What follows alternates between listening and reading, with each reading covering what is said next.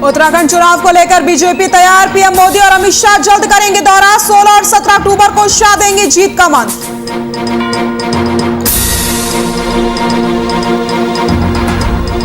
अटल आयुष्मान योजना के 3 साल पूरे। आयुष्मान भारत आरोग्य मंथन कार्यक्रम में शामिल हुए सीएम धामी। अपनी सरकार की गिनाई उपलब्धियां।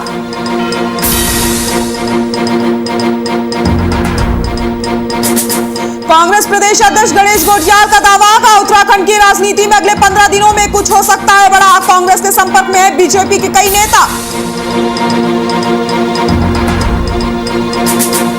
और खाद्य मंत्री बंशीधर भगत ने फोर्टिफाइड राइस का किया उद्घाटन। जसपुर की जनता को सबसे पहले मिलेगा लाभ। 12 अंत्योदय कार्ड धारकों को दी सौगात।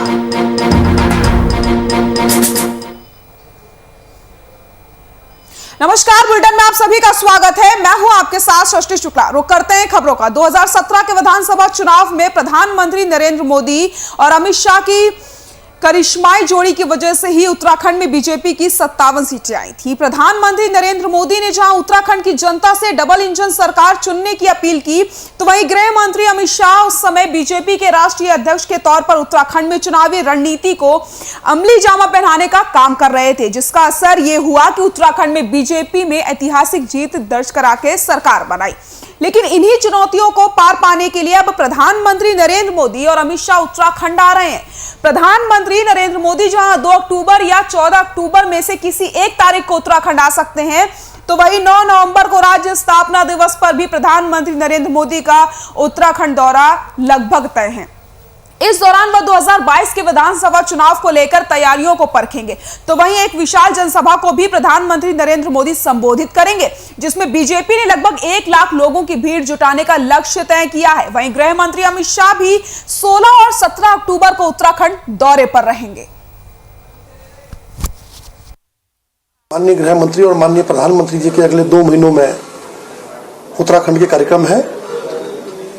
व्यक्तिगत कार्यक्रमों के साथ साथ संगठन के कार्यक्रम उनके हैं और संगठन की विभिन्न प्रकार की बैठकें प्रदेश स्तर की, जिला स्तर की और आगामी जो चुनाव है उनके मद्देनजर जो आवश्यक बैठकें हैं वो सभी बैठकें उनके द्वारा ली जाएंगी।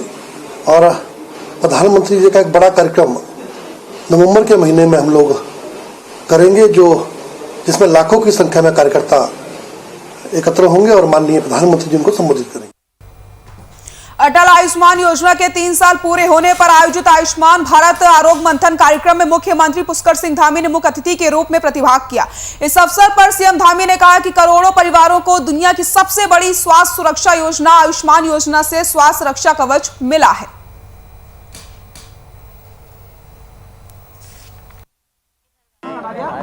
नरेंद्र मोदी जी के नेतृत्व में आयुष्मान भारत योजना लाई गई और इस योजना का लाभ समाज के अंतिम छोर में खड़े हुए व्यक्ति, गरीब व्यक्ति को, ऐसा व्यक्ति जो अपना इलाज करवाने में सक्षम नहीं है, जिसके पास इतने साधन नहीं है, संसाधन नहीं है, उन सभी को लाभ पहुंचाने का काम इस योजना से हो रहा है। उत्तराखंड के अंदर 3.5 लाख लोगों को अभी तक इस योजना का लाभ मिल चुका है।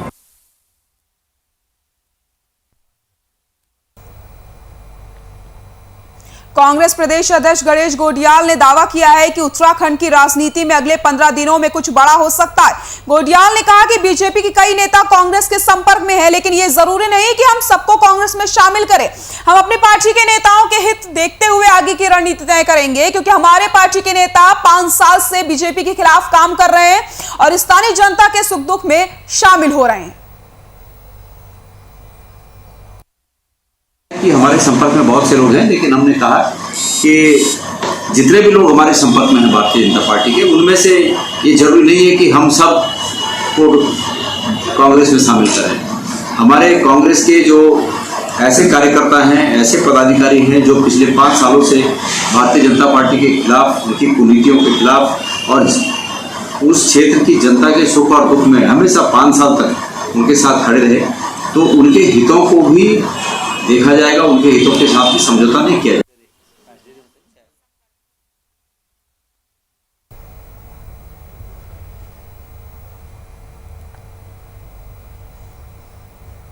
आज प्रदेश में खाद्य मंत्री बंशीधर भगत द्वारा देहरादून में फोर्टिफाइड राइस का उद्घाटन किया गया। अब इस फोर्टिफाइड राइस कल लाभ उत्तराखंड की जनता को मिलेगा, लेकिन जिला उधम सिंह नगर की जसपुर तहसील की जनता को प्रदेश में सबसे पहले इस राइस का लाभ मिलेगा। वहीं प्रदेश में इस चावल के उद्घाटन के साथ साथ जसपुर ब्लॉक परिसर में इस योजना का शुभारंभ किया गया, जिसमें जसपुर के सभी राइस मिलर और जनप्रतिनिधि मौजूद रहे। योजना के शुभारंभ के दौरान आज लगभग 12 अंत्योदय कार्ड धारकों को वितरण कर इस चावल का लाभ दिया गया।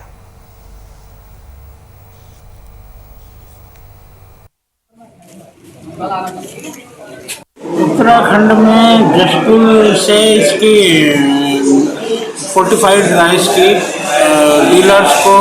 डीलर्स के द्वारा उपभोक्ताओं को लाभ देने के लिए यहाँ से शुरुआत की गई है। और मैं मानता हूँ हम इस चीज़ के लिए बहुत सौभाग्यशाली हैं कि जसपुर से इसकी शुरुआत की गई है। खाद्य मंत्री जी ने देहरादून से इसका उद्घाटन किया है। फोर्टिफाइड जो राइस है, आज उसका जो है इसकी लॉन्चिंग की गई है माननीय मंत्री जी द्वारा। इसमें जो है आपका फोलिक एसिड, इसमें जो आपके विटामिन्स और आयरन जो गर्भवती महिलाओं को अलग से डॉक्टर लोग देते हैं, उन चावल में है। और जो हमारे गरीब जो हमारे राशन लेते हैं उनको ये सप्लाई किया जाएगा हम राशन डीलर के माध्यम से।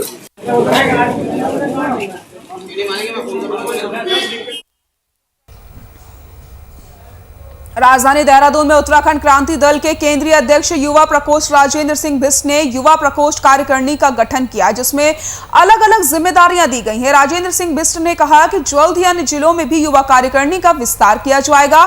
केंद्रीय कार्यालय में एक प्रेस वार्ता को संबोधित करते हुए बिष्ट ने आरोप लगाया कि राज्य सरकार द्वारा युवाओं के अधिकारों पर डाका डाला जा रहा है।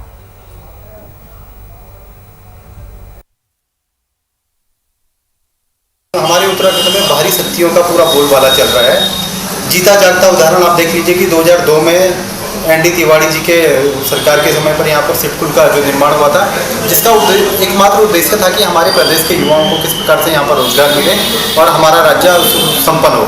लेकिन आज इस विभाग में जैसे कि ठेकेदार जो हैं वो बाहरी राज्यों के रखे जाते हैं और उन्हीं उसी की देन है कि यहाँ पर जो रोजगार में युवा हैं वो बाहरी राज्यों के रखे जाते हैं।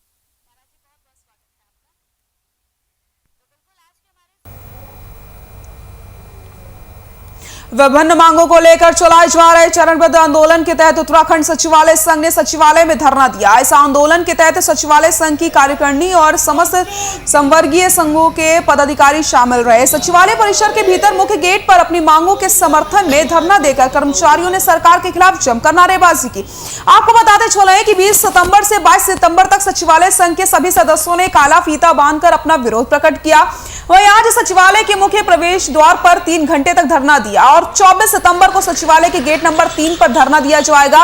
इसके साथ ही आगामी 27 सितंबर को सचिवालय प्रशासन और राज्य संपत्ति विभाग के अधिकारियों के कक्षों के बाहर धरना देने की तैयारी सचिवालय संघ ने कर ली है।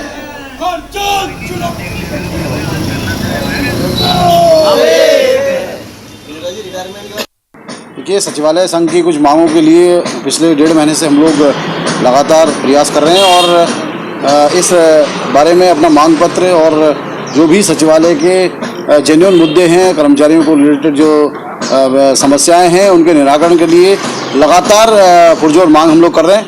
और पर्याप्त समय देने के बाद सक्षम अधिकारियों को, उसके बाद भी सक्षम अधिकारी के स्तर से इन मांगों को पूरा नहीं किया गया और ना ही कोई गंभीरता दिखाई।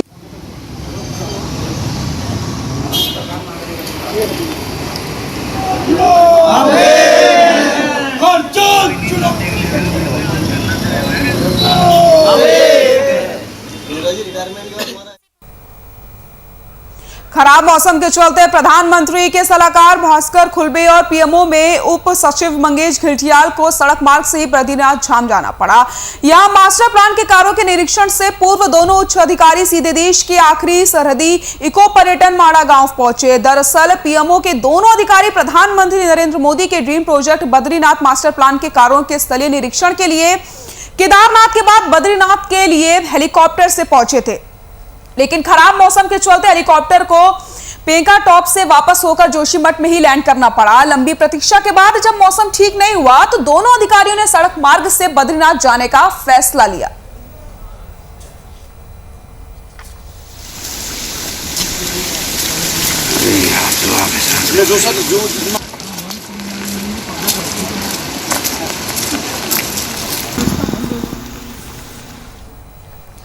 खराब मौसम के चलते प्रधानमंत्री के सलाहकार भास्कर खुलबे और पीएमओ में उप सचिव मंगेश घिल्डियाल को सड़क मार्ग से ही बद्रीनाथ धाम जाना पड़ा। यहां मास्टर प्लान के कार्यों के निरीक्षण से पूर्व दोनों उच्च अधिकारी सीधे देश के आखिरी सरहदी इको पर्यटन माड़ा गांव पहुंचे। दरअसल पीएमओ के दोनों अधिकारी प्रधानमंत्री नरेंद्र मोदी के dream project Badrinath master plan के कार्यों के स्थलीय निरीक्षण के लिए केदारनाथ के बाद बद्रीनाथ के लिए हेलीकॉप्टर से पहुंचे थे, लेकिन खराब मौसम के चलते हेलीकॉप्टर को पेंका टॉप से वापस होकर जोशीमठ में ही लैंड करना पड़ा। लंबी प्रतीक्षा के बाद जब मौसम ठीक नहीं हुआ तो दोनों अधिकारियों ने सड़क मार्ग से बद्रीनाथ जाने का फैसला ले लिया।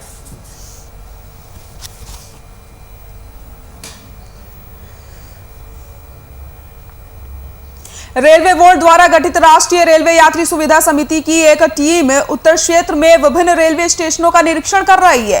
टीम द्वारा मुरादाबाद, काशीपुर और रुद्रपुर रेलवे स्टेशनों का निरीक्षण किया गया। इसी क्रम में टीम ने कुमाऊं के सबसे बड़े रेलवे जंक्शन लाल कुआं स्टेशन पहुंचकर रेलवे स्टेशन का निरीक्षण किया, सुविधाएं जांची और यात्री की सुविधाओं को देखते हुए तमाम समस्याओं की रिपोर्ट बोर्ड के उच्च अधिकारियों को देने की बात कही है।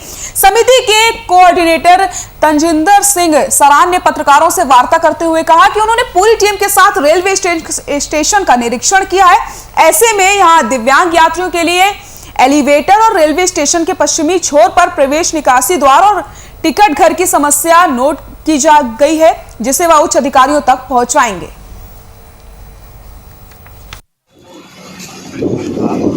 बिल्कुल, आज हम लोगों ने इसका निरीक्षण किया है। जो पैसेंजर एमिनिटीज़ कमेटी के अंडर जो हमारी गाइडलाइंस हैं उसके तहत हम लोगों ने देखा है, ये चीज़ें हमारी जानकारी में आई हैं। इसे हमने पॉइंट आउट किया है और कमेटी में हम इसे रखेंगे, रेलवे बोर्ड में हम इसे रखेंगे और इसका जल्दी ही इसका निवारण हो ऐसा कोशिश करेंगे हम।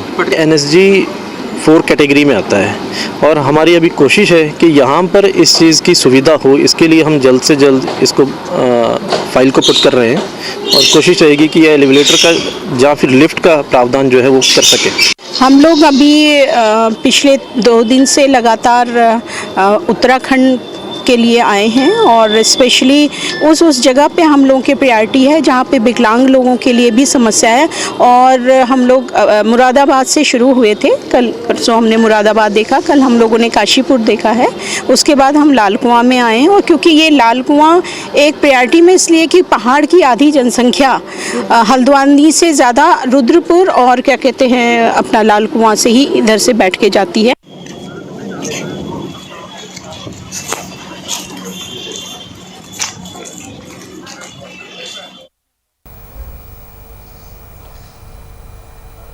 भारतीय संसद के उच्च सदन और पूर्व राज्यसभा के सदस्य राकेश सिन्हा वर्तमान में तिरुमला तिरुपति देवस्थानम ट्रस्ट बोर्ड के सदस्य के साथ साथ गृह मामलों के संसदीय समिति के सदस्य भी हैं। इन्होंने राष्ट्रीय स्वयंसेवक संघ के संस्थापक केबी हेडगेवार की जीवनी के साथ कई पुस्तकें लिखी हैं।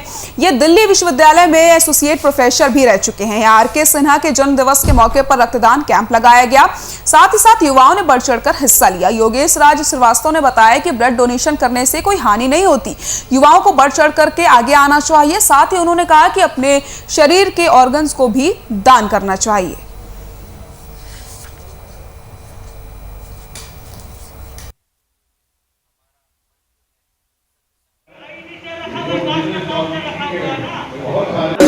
मैं सच ही बोल रहा हूँ कि ऐसा कोई कारण दिखता नहीं कि कोई क्यों ना कराए इस चीज़ को, क्योंकि आपके अंदर भी वो चीज़ रहेगी कि आज मैंने रक्तदान दिया, कल को इससे किसी और को फायदा होगा या शायद किसी की जान बचेगी और ऊपर से मेरी खुद की बॉडी को इससे पॉजिटिव इफेक्ट पड़ रहा है। तो भाई मेरे पास इससे और क्या कारण चाहिए अच्छा काम करने की।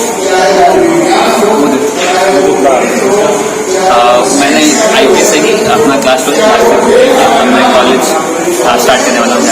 माननीय श्री आरके सिन्हा जी के जन्मोत्सव 71वां जन्मोत्सव समारोह और हम लोग गाय समाज की तरफ से हर वो प्रोग्राम करते रहते आरके सिन्हा जी, तो मैंने उनसे निवेदन किया था कि रक्तदान शिविर भी हम लगाएं ताकि आपके जन्मोत्सव पर लोग जितने लोग रक्तदान करेंगे हम उतने लोगों की लाइफ सेव करेंगे। तो उन्होंने हमारे निमंत्रण और अनुरोध को स्वीकारा, मैं उनका आभार प्रकट करता हूँ।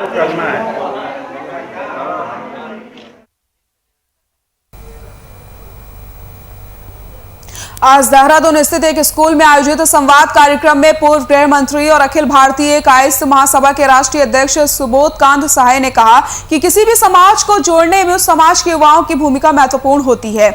उन्होंने पूर्व सांसद आर.के. सिन्हा के विषय में कहा कि आज हमें गर्व होता है कि आर.के. जैसी शख्सियत हम सबके मार्गदर्शन के लिए अपनी सहमति प्रदान की है और अखिल भारतीय कायस्थ महासभा के अंतर्राष्ट्रीय अध्यक्ष पद पर मनोनीत किए हैं।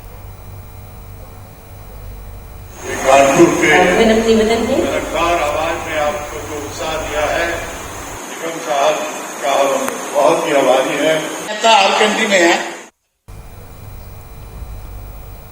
लाल कुआं नगर पंचायत क्षेत्र के अलग अलग वार्डों में बनी मजबूत सीसी रोड तोड़कर टाइल्स रोड बनाए जाने के विरोध में नगर के दर्जनों लोगों ने तहसीलदार के माध्यम से जिलाधिकारी को ज्ञापन सौंपा और उचित कार्रवाई की मांग करी। साथ ही साथ कार्रवाई न होने पर आंदोलन की चेतावनी दी गई है। यहां नगर के वरिष्ठ समाज सेवी जाहिद अली और पूर्व सैनिक सुरेंद्र लोटली के संयुक्त नेतृत्व में पहुंचे। दर्जनों नगर वासियों ने तहसीलदार के माध्यम से जिलाधिकारी को सौंपते हुए उचित कार्रवाई की मांग की है।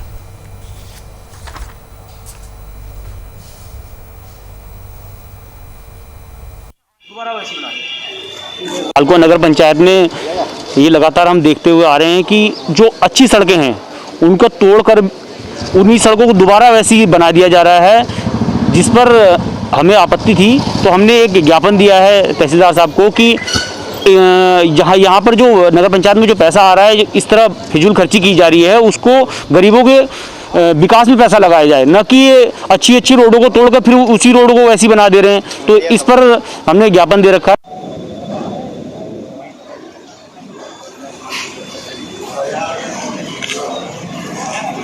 यहाँ क्या है, अच्छी अच्छी रोडों को तोड़कर क्या है उसको। धारचूला तहसील के सोबला, उमचिया, छिरकीला आदि बड़ी ग्राम सभा में लगभग 20,000 की आबादी निवास करती है। जब 18 जून 2021 को क्षेत्र में भीषण आपदा आई, जिसमें लगभग सभी मार्ग पूरी तरीके से ध्वस्त हो गए थे और काफी समय निकल गया। ऐसे में मार्ग और संचार सेवा बहाल न होने से जिला पंचायत सदस्य सुरेश जेठा ने आमरण अनशन शुरू कर दिया। वहीं क्षेत्र के राशन विक्रेता मोहन ने बताया कि जो राशन जून में मिलना था वो अगस्त तक का था, जिसे बांट दिया गया है और अब जब सड़कें खुलेंगी तो राशन आएगा। ऐसे में नागरिकों को राशन की कमी के कारण दिक्कतों का सामना करना पड़ रहा है। वहीं खाद्यान्न निरीक्षक पुष्कर सिंह बोनगा का कहना है कि राशन सभी गोदाम में उपलब्ध है, केवल चीनी नहीं मिल रही है। क्षेत्र में भरपूर राशन है, कहीं भी कोई कमी नहीं है।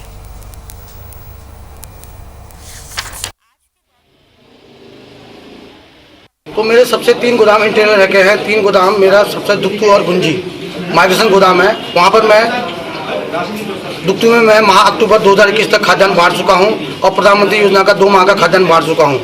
मुझे जून 14 तारीख तक मुझे केवल 2 माह का ही खाद्यान्न मिला था। उससे पूर्व मुझे कहीं खाद्यान्न नहीं मिला। और तो राष्ट्रीय खाद्यान्न भंडार गुंजी में मैं नवंबर बांट चुका हूँ। डीएम साहब के निर्देश थे केवल सितंबर तक के। मैंने कहा कि माइग्रेशन गोदाम है तो मैं उससे पूरे उनको मैंने वितरण कर दिया है। लगभग 4 महीने बीत चुके हैं। तवाघाट, दारमा, सौदास मोटर मार्केट जो अभी अवरुद्ध है। और सर्वप्रथम मैं ये कहना चाहूँगा कि वहाँ पर सबसे बड़ी समस्या खाद्यान्न की है। 3-4 महीने हो चुके हैं रोड बंद के। और जो विभाग कह रही है कि खाद्यान्न की पूर्ति है, बिल्कुल गलत है। वहाँ पर दहली के माध्यम से 2 या 3 कुंटल जा रहा है, वह भी सिर्फ 1 या 2-4 परिवारों को संभव है मिल पाना। अभी अगस्त तक का कोटा बांट चुका हूँ। इसके बाद अगस्त के बाद जो ये रोड की समस्या हुई, उसके बाद रोड बंद होने के कारण जून में रोड बंद होने के कारण मैंने सितंबर का कोटा नहीं उठा पाया। चारधाम यात्रा को ध्यान में रखते हुए सूबे के अंतिम नगर जोशीमठ में सामुदायिक स्वास्थ्य केंद्र की वैक्सीनेशन टीम लगातार कोविड वैक्सीनेशन अभियान में लगी हुई है। कोविड-19 वैक्सीन की पहली डोज 100% लगने से पहले स्थान पर होने के बाद अब जोशीमठ माधव आश्रम में सीएससी की vaccine team NM Mandakini Negi की अगुवाई में 18 से 45 साल से ऊपर वाले सभी लोगों को रोज कोविड-19 की पहली और दूसरी डोज लगाकर कोरोना महामारी से आम जनता को सुरक्षा प्रदान कर रही है और कोविड की दूसरी खुराक लगने में जोशीमठ ब्लॉक को पहले स्थान पर लाने की कोशिश तेजी से चल रही है।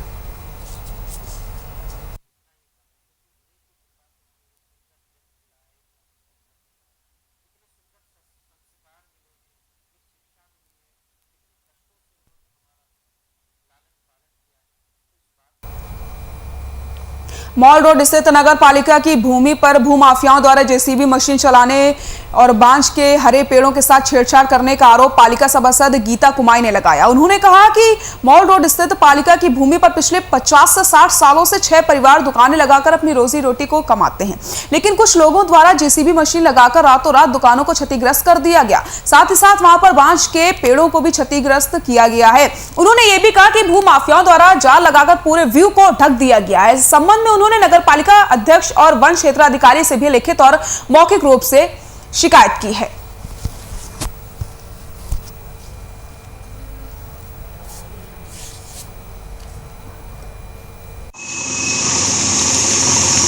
देखिए, पहले भी आपके द्वारा संज्ञान में लाया गया कि हैकमेंस कंपाउंड में एक जेसीबी मशीन द्वारा किसी भू माफिया या किसी बिल्डर द्वारा कुछ निर्माण कार्य किया जा रहा है। मैं आपको अवगत कराना चाहूँगा, मैंने जो अपना ड्राफ्ट्समैन है उनको आदेशित कर दिया है कि इसकी सर्टिफाइड कॉपी देहरादून जहाँ पे हमारी एक्विजिशन डीड होती है वहां से लाए जाए।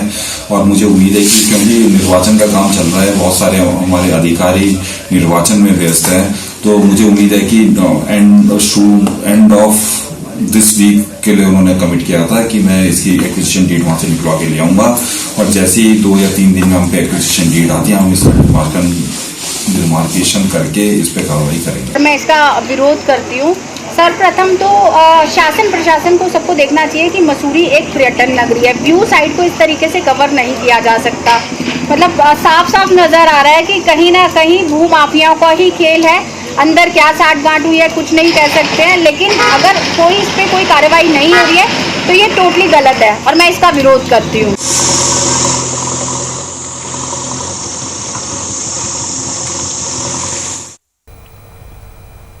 लगातार मूसलाधार बारिश के चलते एक बार फिर से मसूरी देहरादून मार्ग अवरुद्ध हो गया है, जिससे मार्ग के दोनों ओर लंबा जाम लगा रहता है। लोगों के वाहन जाम में फंसे रहते हैं। गलोगी पावर हाउस के निकट मलबा और पत्थर गिरने का सिलसिला थमने का नाम नहीं ले रहा, जिससे जहां लगातार दुर्घटना की आशंका बनी हुई है, वहीं लोगों के घंटे जाम में फंसा रहना पड़ता है। आपको बताते चले कि मसूरी देहरादून मार्ग पर गलोगी पावर हाउस के निकट पत्थर और मलबा गिरने से आज सुबह 11 बजे मार्ग 1 घंटे के लिए बाधित रहा। दोपहर बाद मूसलाधार बारिश के चलते एक बार फिर से मार्ग बाधित हो गया और मार्ग के दोनों ओर लगभग 3 किलोमीटर लंबा जाम लगा रहा। हालांकि लोक निर्माण विभाग द्वारा मौके पर 2 जेसीबी मशीनें मलबे की सफाई के लिए हर समय तैनात रहती हैं, लेकिन मूसलाधार बारिश के चलते वहां पर जेसीबी मशीन लगानी भी संभव नहीं हो पा रही, क्योंकि पहाड़ी से लगातार बड़े बड़े पत्थर गिर रहे हैं। से पहले आज से 1.5 साल पहले एसडीएम के माध्यम से माननीय मुख्यमंत्री जी और सांसद को और हमारे कैबिनेट मंत्री को इसमें एसडीएम के माध्यम से मैंने ज्ञापन दिया था, पर इन्होंने उस टाइम से अनदेखी करी। कल 2 घंटे भी पर्यटक यहाँ पर जाम में फंसे रहे और आज खुद में 1.5 घंटा यहाँ जाम में फंसा रहा। और इसमें जो किमाड़ी वाला मुख्य मार्ग है हमारा, वहाँ पर भी इनको सूद लेनी चाहिए थी पहले। अगर 1.5 साल पहले अगर वहाँ से सूद ले लेते तो आज ये परेशानी ना होती। और कल के डेट में जितने हमारे पर्यटक आ रहे हैं, तो पर्यटकों के साथ कोई दुर्घटना घटती है तो उसकी जिम्मेदारी किसकी रहेगी? उसकी जिम्मेदारी या विभाग ले अपने ऊपर या सरकार ले। मसूरी देहरादून रोड पर बार बार जो है ये भूस्खलन हो रहा है, पहाड़ गिर रहा है, दरारें पड़ी हैं। पूर्व में भी मुख्यमंत्री जी का 2 सितंबर को यहाँ विजिट था। उस विजिट के दौरान भी उसका संज्ञान माननीय मुख्यमंत्री जी ने भी लिया, मंत्री जी और विधायक जी ने भी लिया, इंजीनियर साहिबान ने भी लिया। कोई फ्रांस का कंपनी था जिसको इसका ट्रीटमेंट में लगाने की बात कही गई थी। पहाड़ों में एक बार फिर से मौसम ने करवट बदली है। आज सुबह से ही कीर्तिनगर में जमकर के बारिश हो रही है। बारिश होने से मौसम का तापमान एकदम नीचे चला गया है। इन दिनों कीर्तिनगर में तापमान 30 डिग्री के आसपास रहता है। वो एकाएक गिरकर न्यूनतम 21 से अधिकतम 26 डिग्री के आसपास रहता है, जिससे मौसम में ठंडक आ गई है। बारिश के कारण लोग ठंड से कांप रहे हैं। वहीं चारधाम यात्रा पर निकल रहे यात्रियों के लिए भी अच्छी खबर है। ऋषिकेश से लेकर के श्रीनगर के बीच मार्ग एकदम ठीक है, लेकिन श्रीनगर में आज हुई बारिश के कारण नगर पालिका की कार्यप्रणाली पर सवाल जरूर खड़े हो रहे हैं। बिगड़े ड्रेनेज सिस्टम के कारण नालियां चौक हो गई और नालियों का पानी सड़कों पर बहने लगा है, जिससे सड़क पर चलने वाले लोगों को दिक्कतों का सामना करना पड़ रहा है।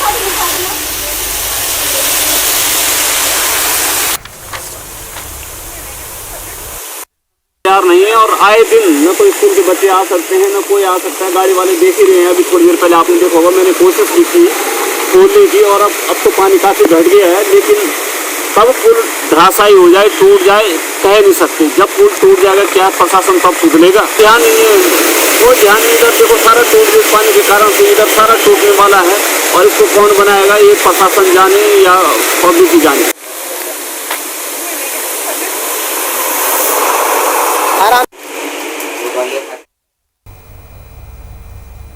हल्द्वानी में पुलिस ने आज 224 ग्राम स्मैक बरामद किया, जिसकी कीमत लगभग 12 से 15 लाख के बीच बताई जा रही है। आरोपी ने पूछताछ में 3 अन्य आरोपियों के नाम लिए हैं जो बरेली के रहने वाले हैं, लेकिन ये इसमें कहां से हैं और किसके द्वारा हल्द्वानी के लिए सप्लाई की जा रही थी, इसका मास्टरमाइंड कौन है, इस सवाल पर पुलिस के हाथ अभी खाली है। बताया जा रहा है कि बरेली से हल्द्वानी तक स्मैक लाने में काफी मुनाफा होता है और जैसे जैसे इसमें हल्द्वानी से आगे पहाड़ी क्षेत्रों में सप्लाई होती है, उसकी कीमत और अधिक बढ़ जाती है। डीआईजी के मुताबिक मुख्य आरोपी तक पहुंचने के लिए पुलिस की अलग अलग टीमों का गठन कर दिया गया है।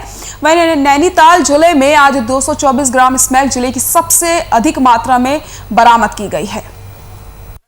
ये आज बेल बाबा चौकी के वहाँ हल्द्वानी के वहाँ जो है हमारे टीम ने जो एक कंबाइंड टीम हमने बनाई है एडीटीएफ और एसओजी की मिलके, उन्होंने आज ये रिकवरी की है। 224 ग्राम जो है ये स्मैक की बरामदगी है। एक बड़ी जो है बहुत बड़ी कमर्शियल क्वांटिटी है, पिछले 2 साल की ये सबसे बड़ी रिकवरी है। तो ये जो वेस्टर्न यूपी जो हमारा जो सरहदी जनपद है रामपुर और बरेली, यहाँ से जो रुड़की पुलिस और खुफिया विभाग की टीम ने पाकिस्तानी एजेंट के रूप में पकड़े गए युवक की तलाश में छापेमारी की, लेकिन आरोपी मौके पे नहीं मिला। वहीं पुलिस अधिकारी भी इस पर कुछ कहने से बचते नजर आए। सूत्रों की मिली जानकारी के अनुसार रुड़की के बीएसएम तिराए और एसटीएफ देहरादून की टीम और पुलिस ने 2010 में असद नाम के युवक को पाकिस्तानी एजेंट बताते हुए गिरफ्तार किया था। पुलिस ने आरोपी को न्यायालय में पेश किया, जहां से उसे जेल भेज दिया गया, लेकिन कुछ समय बाद वो जमानत पर जेल से बाहर आ गया। आपको बताते चले युवक का ससुराल रुड़की कोतवाली क्षेत्र के मच्छी मोहल्ला में है, जहां वो अपने परिवार के साथ रहता है। लेकिन जब एक बार फिर से पुलिस और खुफिया विभाग की टीम उसकी तलाश में उसके आवास पर छापेमारी की तो वो चकमा देकर वहां से जाने में कामयाब रहा।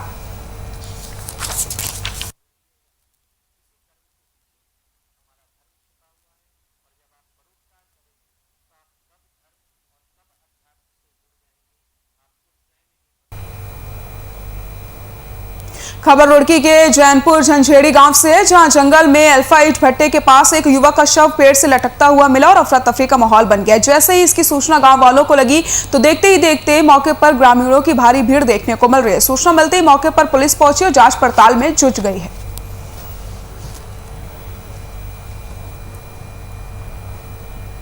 बुलेटिन में फिलहाल के लिए इतना ही। नमस्कार।